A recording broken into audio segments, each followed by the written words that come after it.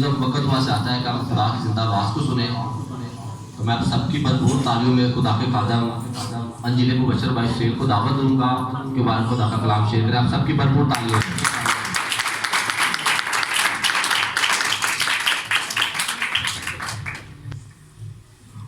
Hallelujah. मसीह खुदावन में आप सबकी सलामती हो। मैं चाहता हूं कि खुदा के कलाम को शुरू करने से पहले मैं एक बार पास्टर इमरान से रिक्वेस्ट करता हूं कि वो मेरे लिए और कलीसिया भी मेरे लिए आज के कलाम सुनाने में दुआ करे, क्योंकि आज का भेद बहुत बड़ा है। शायद मुझसे सही तरीके से बयान होता है कि नहीं होता, लेकिन मैं चाहता हूँ कि मेरे लिए दुआ हो ताकि खुदा का फजल मुझ पर हो और ये खुदा का कलाम आप तक पहुँचे और आप लोग बरकत पाएं। मैं रिक्वेस्ट करता हूँ पास्टर साहब से कि वो दुआ करने में रहनुमाई करें। बात बड़ा यीशु के नाम में हम तेरे बंदा को तेरे सुपुर्द करते हैं और तेरे रूह कुदस के ताबे करते हैं। तेरा बंदा खुदावन जब तेरा कलाम बयान करे तो ये नहीं बल्कि तेरा पाक रूह इसमें होकर बोले, और पहले खुदावन तेरे पाक रूह के सबब से सुनने वाले बरकत पाएं और तेरे नाम को जलाल दे। कादर मतलब खुदा तो अपने बंदा को सर के बालों से लेकर पाँव के तलवे तक छू मसा कर और अपने रूह कुदस से मामूर कर, यीशु के नाम में आमीन आमीन हालेलुया हालेलुया। बेशक जब खुदा के खादम कलीसिया के लिए या लोगों के लिए दुआ करते हैं तो खुदा उनकी बहुत जल्द सुनता है, क्योंकि खुदा के खादम खुदा के नजदीक होते हैं, उनका दिल खुदा के साथ लगा होता है। इसलिए रात को पास्टर साहब हमारे घर में नहीं विजिट कर पाए, तो मेरा ईमान था कि वो आएंगे, लेकिन नहीं आ पाए। तो इसलिए मैंने दुआ कराई कि आज का जो खुदा का कलाम शुरू करने से पहले खुदा के खादम से बरकत लें और खुदा की आवाज को सुनाएं। आज का जो मज़मून है वो बीज बोने की तमसील, यानी कि बीज बोने वाले की तमसील के हवाला से है। खुदावंद यीशु जो बहुत सारी बातें तमसीलों में करते हैं, बहुत सारे कलाम तमसीलों में समझाते थे, लेकिन ये कलाम उनको समझ आती थी जिन्हें खुदा की तरफ से समझ मिली हुई, वरना खुदा का कलाम पानी की तरह सर के ऊपर से गुजर जाता था। आज हम खुदा के कलाम में से यही देखेंगे और सीखेंगे कि खुदा यीशु मसीह तमसीलों में क्यों बातें करते हैं। और बीज, कितने लोग हैं जो बीज के मतलब जानते हैं? बीज क्या है? कौन बोला? हाँ जी, खुदा का कलाम। बीज कोई भी हो, लेकिन उसका काम है फल देना। कोई भी बीज लगा लें, जब किसी फसल में बीज लगाया जाता है किसी किस्म का भी, तो वो उसी रंग का फल लाता है। और तमसील वो चीज है, वो बात है जो किसी को समझाई जाती है मुख्तलिफ बातों में, मसालों में, और जिसको समझ आ जाती है वो हैप्पी हो जाता है, खुश हो जाता है। वो कहता है मैं इस बात को जान गया। आज हम जब बुजुर्ग मत्ती रसूल की अंजील को निकालेंगे, मत्ती की अंजील, और उसका 13वां बाब निकालेंगे,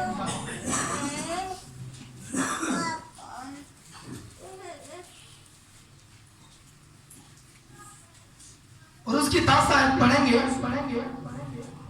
तो वहां पर लिखा है, शागिर्दों ने पास आकर उससे कहा, तो उनसे तमसीलों में क्यों बातें करता है? यीशु मसीह, आज हम तमसीलों से सीखेंगे भी कि खुदा में यीशु मसीह जो भी बात करते थे उसमें इंसान की बेहतरी होती थी, उसमें इंसान की अगर समझ जाता है तो रूहानी तरक्की होती है।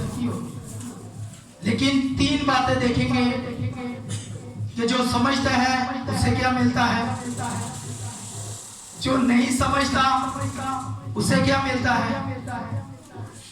और जो ख्वाहिश रखता है, क्योंकि ये 13वां बाब जो है पूरा इस बीज के हवाला से तमसीलों में बातें करता रहा है खुदा यीशु मसीह, तो हमें भी इस कलाम से बरकत मिलेगी जब हम सुनेंगे और समझेंगे। शिरकीदों ने सवाल किया पास आकर के उससे कहा कि तू उनसे तमसीलों में क्यों बातें करता है? अगर हम 13वीं आयत में जाते हैं तो वहां पर खुदा यीशु मसीह का जवाब मिलता है जो सवाल शिरकीद कर रहे हैं।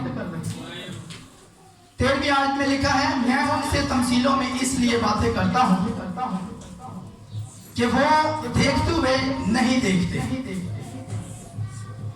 और सुनते हुए नहीं सुनते और नहीं समझते। ये खुदा यीशु मसीह का जवाब।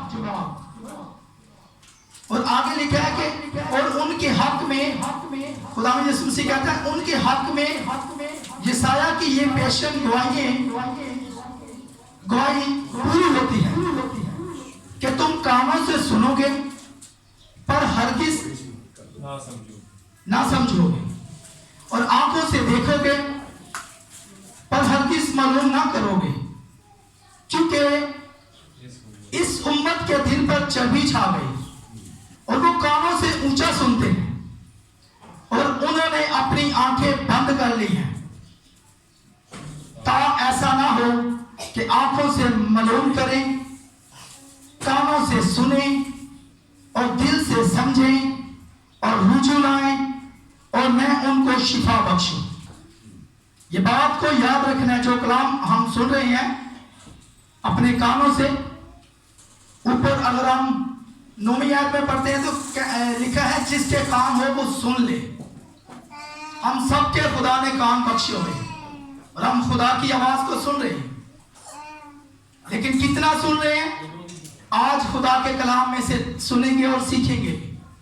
मैं भी इस चीज का मोहताज हूं। मैं कोई आलम नहीं हूं, ना कोई बड़ा कोई खादम हूं, अदना सा छोटा सा, बहुत छोटा सा, छोटों से छोटा एक मामूली सा इंसान हूं और खुदा इस्तेमाल करता है, मैं उसका शुक्रगुजार हूं। ये बातें खुदा के कलाम से जो मिलती हैं, मुझे जो कहा जाता है या समझाया जाता है वही आपके सामने मैं रखता हूं। और आज हम खुदा के कलाम में से इस बात में बड़ी गौर से, ता ऐसा ना हो कि आंखों से मालूम करें और कानों से सुने और दिल से समझें और रुजू लाएं और मैं उनको शिफा बख्शूं। ये खुदा यीशु मसीह के फरमान है। ये बात कैसे साबित होती है कि हम समझते हैं, हम सुनते भी हैं, हम बोलते भी हैं, हमारी आंखें भी हैं, तो खुदा यीशु मसीह ये क्यों हमें कलाम के वसीला से हम तक ये बात पहुंचा रहा है? आज हम अपनी जिंदगियों पर इस बात पर गौर करेंगे और एक बात हमें खुदा के कलाम में से मिलती है और ये वाज़िया करती है कि वाकई जो आंखों से मालूम करता है, जो कानों से सुनता है और दिल से समझता है और रुजू लाता है, वो बेशक मेरा ईमान है और खुदा का कलाम भी यही हमें बताएगा कि वो शिफा पाता है। खुदा में यीशु मसीह जा रहे थे तो एक औरत उनके पीछे जा रही थी, तो उन्होंने खुदा में यीशु मसीह को पुकारा, बोला, कहा कि मेरी बेटी बीमार है तो चल और मेरी बेटी को शिफा दे। तो खुदा में यीशु मसीह ने उस औरत को क्या कहा था? खुदा में यीशु मसीह ने कहा कि लड़कों की रोटी कुत्तों के आगे डालना रवा नहीं, कुत्तों को डाल देना रवा नहीं। अब बात सोचने वाली है, अगर हम किसी को कुत्ता बोलते हैं तो वो एक गाली बन जाती है, वो बड़ी बुरी बात बन जाती है। किसी को भी हम ऐसा कहेंगे तो वो गुस्सा करेगा, वो कहेगा ये क्या बात है, मैंने इससे क्या बात की है और इसने मुझे क्या जवाब दिया। या कोई भी बात में हम उसे कुत्ता कहें तो वो गुस्सा कर देगा। हाँ, अदरवाइज उसे शेर कहें तो वो सीना चौड़ा कर ले, मुझे शेर कहा है जी। हालांकि कुत्ता भी जानवर है और शेर भी,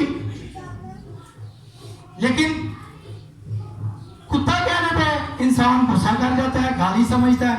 अगर शेर बोला जाए तो वो अपने आप को बड़ा बहादुर और सीना चौड़ी कर ले। और दोनों के फर्क देख लें, कुत्ता तो सिर्फ काटता है, या काट ले तो वो उसकी दवाई मिलती, मेडिसिन मिलता है, ठीक भी हो जाता है। तो शेर के सामने आ जाए तो वो काटता तो नहीं, वो खा ही जाता है, मार देता है। उसकी ये खासियत है। इंसान उसके सामने आए, कोई भी आए तो वो उसे फाड़ खाता है। अब उस औरत का देखें, जरा बात ध्यान इधर, खुदा के कलाम की तरफ बात समझने वाली है कि उस औरत को खुदा में यीशु मसीह ने कहा कि लड़कों की रोटी कुत्ते को डाल देना, रोना नहीं। होना तो यह चाहिए था कि वो औरत नाराज होकर वापस चली जाती, वहां से अपने पीछे पैर मुड़ जाती कि मैंने शिफा मांगी है, मैंने अपनी बेटी की दरख्वास्त रखी है, तो मुझे आगे से ये मिल रहा है। लेकिन वही बात जो हमने कलाम से सुनी है, ता ऐसा ना हो कि आंखों से देखे। उसने यीशु को देखा, सुना भी होगा कि इसके पास शिफा है, और कानों से सुने, उसने कानों से वो बात भी सुनी जो यीशु ने कही थी, और दिल से समझे, दिल से समझकर उसने जवाब दिया, हाँ मालिक, हाँ खुदावन, हाँ आका, ये बात दुरुस्त है जो आपने फरमाई। लेकिन कुत्ते भी अपने मालिक की मेज से गिने हुए टुकड़ों से अपना पेट पालते हैं। कितनी अच्छी बात उसने समझकर अच्छे तरीके से जवाब दिया। यह है रुजू लाना, यह है समझना। उसने यीशु को देखकर अच्छा जवाब दिया तो क्या होता है, उसी दम खुदा में यीशु मसीह कह रहा है, जा तेरी बेटी ने शिफा पा। और उसी घड़ी यीशु मसीह के फरमाने से वो बेटी शिफा पाती, यानी दिल से रजू लाई, वो समझी इस बात को। लेकिन आज क्या होता है, आज अगर खुदा का खादिम कोई बात समझाता है या बोल देता है, कलीसिया में गुस्सा आ जाता है, लोगों में गुस्सा आ जाता है, समझते नहीं है कि ये हमारी बेहतरी के लिए है। खुदा के खादिम की बात को समझना बहुत जरूरी होता है, क्योंकि वो खुदा के करीब होता है, उसका दिल खुदा के करीब होता है। हमसे ज्यादा वो खुदा से मोहब्बत रखते हैं, खुदा के खादिम जो होते हैं। तो कलीसिया को जब कोई बात करते हैं या कहते हैं तो उस पर हमें कान से निकाल देने की जरूरत नहीं है, बल्कि कान लगाने की जरूरत है, समझने की जरूरत है। इसी तरह जब हम आगे बढ़ते हैं तो इसी बात की जब 18 आयत में जाते हैं तो इसमें हम देखते हैं कि ये क्या हमें सबक मिलता है। ये तो हमने वो औरत का किस्सा सुना और समझा कि वो समझकर जब उसने जवाब दिया, रुजू लाई, तो खुदा ने उसकी बेटी को क्या किया जी, शिफा दी। अब यहाँ पर लिखा है, बस बोलने वाले की तमसील सुनो।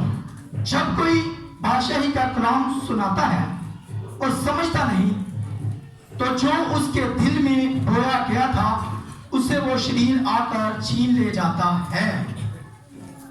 जब खुदा का कलाम सुनाया जाता है तो जब हमारा ध्यान नहीं होता, जब हमारी लगन नहीं खुदा के कलाम की तरफ होती, हमारा ध्यान इधर उधर होता है, तो फिर शैतान की मकारी चालाकी फिर हम पर असर करती है और वो कलाम को हमारे दिलों से, हमारे ज़हनों से छीन ले जाता है।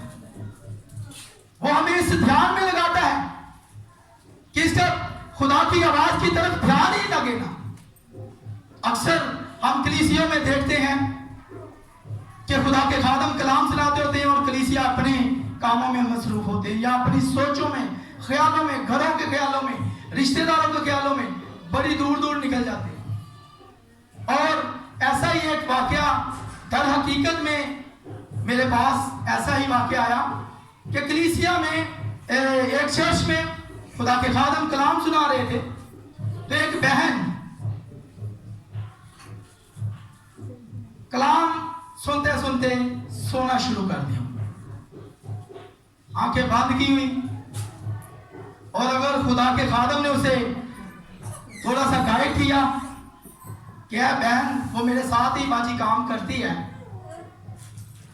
तो जब पास्टर साहब ने उसे गाइड किया कि ए बहन तुम सो रही हो, खुदा की आवाज तुम्हारे लिए है, तूने किधर कान लगाए हुए हैं, तुम्हारी आंखें क्यों बंद हो रही हैं, तुम क्यों सो रही हो। तो उस बहन को बजाय समझने के उसे गुस्सा लगा, यानी कि शैतान ने अपनी चालाकी चलाई। पहले तो उसे नींद का गलबा दिया, फिर वो मसलन क्या नाम है, इस बात का गुस्सा कर बैठी बाजी कि मुझे पास्टर ने सारी कलीसिया के सामने बोल दिया है, और भी तो लोग होते हैं, और भी तो सोते हैं, उनको कुछ नहीं कहा, मुझे कह दिया। ये बात वो बाजी ने पीर वाले दिन, यानी कि जब इतवार के बाद इबादत करके वो काम पर आई, तो मेरे साथ शेयर की कि देखो भाई पास्टर साहब ने ऐसा किया, लेकिन मेरा बेटा वहां पर एल्डर की खिदमत कर रहा है। उसने कहा माँ जी तुम्हें नहीं, वो मुझे पास्टर साहब ने मतलब नीचा दिखाने के लिए ये बात की है। जब मैंने ये बात सुनी तो वो कहती मैंने आज के बाद चर्च ही नहीं जाना, पास्टर साहब तो ऐसा करते हैं। फिर मैंने उन्हें खुदा के कलाम की बातों से समझाया, बताया कि बाजी अगर और भी वहां पर कलीसिया थी, और भी बेटियां बेटे थे, बहनें थे, भाई थे, इतनी ज्यादा कलीसिया थी, तो तुम्हें नाम लेकर क्यों पुकारा, तुम्हारा नाम क्यों नहीं। जी वो पास्टर साहब शायद मेरे साथ लगता है, पास्टर साहब की कलीसिया के साथ किसी के साथ लागतबाजी नहीं होती, बल्कि पास्टर जो अच्छे खुदा के खादम हैं वो अपनी कलीसिया की तरक्की मांगते हैं, तरक्की चाहते हैं, बरकत मांगते हैं, कलीसिया के लिए वो कभी बुरा नहीं चाह सकते। फिर उन्हें बताया बाजी को कि बाजी आप क्यों नहीं, आप जब घर से निकलते हैं तो अपने आप को पूरा तैयार करके, जिस तरह किसी ब्याह शादी पे जाते हैं तो हम कोई कसर नहीं छोड़ते, या किसी फंक्शन में जाना तो कोई कसर नहीं छोड़ता, इसी तरह जब हम खुदा के घर में जाते हैं तो फिर भी अपने आप को पूरा तैयार रूहानी तौर पर किया करें, ताकि वहां पर शैतान आपको आपके दिल से या जहन से या सोचों से कलाम को छीन ना पाए, आपको नींद ना दिलाए। आप दुआ किया करें, आपको दुआ करने की जरूरत है। अगर आपको अकेले का नाम लेकर पास्टर साहब ने बताया तो समझे खुदा का खादम खुदा आपसे बहुत ज्यादा प्यार करता है, जिसका नाम लेकर आपको कहा गया है। आप इस बात का गुस्सा न लें, बल्कि समझिए इस बात को कि खुदा ने मेरे साथ बात की है तो मैं इसको समझूं, रुजू लाऊं और अपने दिल को ठीक करूं, अपनी सोचों को, अपने ख्यालों को ठीक करूं, ताकि खुदा से बरकत पा सकूं। अगर आप खुदा के घर में नहीं जाएंगे तो बरकत कैसे आएगी। वो मैंने उन्हें और भी ज्यादा अप्रिशिएट किया, तो वो खुदा के कलाम के वसीला से वो इस बात को बाजी समझी। फिर वो दुआ करने शुरू हो गई और कहती भाई सुहेल आप भी मेरे लिए दुआ करें ताकि मुझ पर ऐसा फिर कभी ना हो। और यकीन जाने वो बहन आज भी इस बात की गवाही देती है कि अब मैं जब चर्च जाती हूँ तो फिर खुदावंद के फजल से मैं पूरा चर्च बड़े जोशो खरोश से करती हूँ, मुझे कोई नींद नहीं आती, बल्कि खुदा की आवाज को भी सुनती हूँ, खुदा की प्रस्तिश को भी सुनती, गाती और कानों से सुनती। हम भी ऐसा मौका ना दें।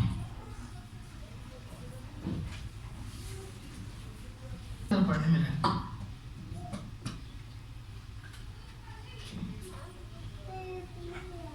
ये वो है जो राह के किनारे बोया गया था। अब लिखा गया कि ये वो है जो राह के किनारे बोया गया जी।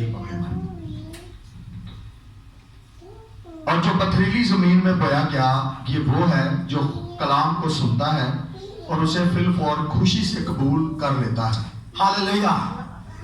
हमने देखना है कि कौन सी बीज हमने बनना है जिससे हमें फल मिले और कितना मिले, ये भी हमने देखना है जी। कि पथरीली जमीन वाला बनना है या कौन सी जमीन, कौन सा बीज बनना है जी। लेकिन अपने अंदर जड़ नहीं रखता बल्कि चंद रोजा है, और जब कलाम के सबब से मुसीबत या जुल्म बर्पा होता है तो फिर फौर ठोकर खाता है। ऐसा ही होता है अगर हम खुदा के कलाम को सुनते हैं लेकिन समझते नहीं, तो फिर भी हमारे ऊपर अगर कोई तंगी, मुसीबत, मुश्किल, परेशानी या लड़ाई झगड़ा घर में छोटी छोटी बातें हो जाती हैं, तो हम गुस्सा बनाकर, मूड बनाकर चर्च को टाइम देना भी पसंद नहीं करते, या खुदा के खादम को टाइम देना पसंद नहीं करते। हमारा दिल ही ये वो है जो जड़ नहीं रखता, जो एक मिनट में ही खुदा के कलाम को भूल जाता है। जी। और जो झाड़ियों में बोया गया, ये वो है जो कलाम को सुनता है और दुनिया की फिक्र और दौलत का फरेब उस कलाम को दबा देता है। इस बात को भी आज देखेंगे। और वो बेफल रह जाता है। जी। जो दुनिया की फिक्र, दौलत का फरेब और इस चक्कर में रहता है ना, वो भी फल नहीं लाता। आज हम खुदा के कलाम में से ये भी चीज देखेंगे कि वाकई ऐसा होता है कि जो दुनिया की फिक्र में रहता है, दौलत की फिक्र में रहता है और उसे खुदा की कोई परवाह नहीं होती, वो ये सोचता है कि जो कुछ मेरे पास है, मेरे पास बहुत सी दौलत है, मैं जो चाहूं कर सकता हूं। ऐसा नहीं है। जो तसल्ली, जो इत्मीनान, जो सुकूनियत, शादमानी खुदा के साथ चलने से है, वो किसी दौलत में नहीं है। किसी दुनिया की कोई ऐशो इशरत उसे उस शादमानी को हासिल नहीं कर सकता जो खुदा की तरफ से। अगर खुदा के साथ चलना है तो ये शादमानी हमेशा हमारे साथ रहती है, दिल खुश रहता है, ख्याल सोचें, हमारी सारी फिक्रें खाने पीने की खुदा को होती है। हम क्यों दुनिया की फिक्रों में पड़े हुए हैं? क्यों दौलत के पीछे भागते रहते हैं? ऐसा करने की हमें जरूरत नहीं है, बल्कि हमें खुदा के करीब जाने की जरूरत है। जी भाई जी। और जो अच्छी जमीन में बोया गया, ये वो है जो कलाम को सुनता और समझता है और फल भी लाता है। कोई 100 गुना फलता है, कोई 60 गुना, कोई 30 गुना। हालेलुया। हमने आज खुदा के कलाम में से देखना है कि हमने कौन सा बीज बनना है, वो जो अच्छी जमीन में लाया गया। अगर हम ऐसा बीज बनना चाहते हैं तो उनके लिए लिखा है, ये वो है जो कलाम को सुनते हैं, समझते हैं और फल भी लाते हैं। कोई 100 गुना फल लाता है, कोई 60 गुना फल लाता है और कोई 30 गुना फल लाता है। लेकिन मेरा छोटा सा क्वेश्चन है कि हम कितना, कौन सा बीज बनना चाहते हैं, कितना फल लाना चाहते हैं अपनी जिंदगी में? 100 गुना की आवाज तो बड़ी कम आई। कितना फल लाना चाहते हैं? 100 तो फिर हमें क्या करना पड़ेगा? खुदा के कलाम में से देखिए क्या जरूरत है हमें कि 100 गुना फल लाएं। क्या करना चाहिए कि 100 गुना फल लाएं? 30 गुना हम नहीं बनना चाहते, 60 गुना वाला बीज हम नहीं बनना चाहते। हमारी ख्वाहिश है कि हम 100 का 100 गुना फल लाएं, लेकिन हमें करना क्या होगा? ये भी खुदा का कलाम हमें बताएगा। अगर हम खुदा की आवाज को, कलाम को सुनेंगे, समझेंगे, रुजू लाएंगे, तो यकीनन फिर हम 100 गुना फल लाएंगे। ये खुदा का कलाम फरमाता है।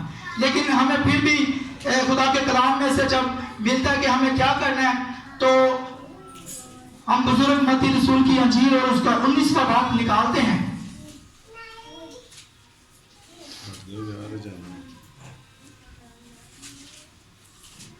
और उसकी 29वीं आयत।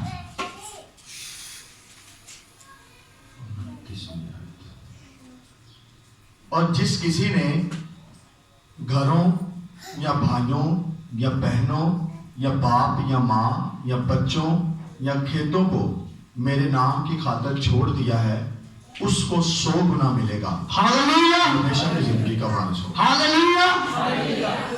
पहले तो उसे 100 गुना मिलेगा, तो और उसको हमेशा की जिंदगी का वारिस भी ठहराया जाएगा। लेकिन ऐसा हरगिज़ नहीं है कि हम घरों को छोड़ दें, भाइयों बहनों को छोड़ दें, छोड़ दें, ये ऐसा कोई नहीं करता। इसमें समझने वाली बात यह है कि हमने पहला दर्जा खुदा को देना है।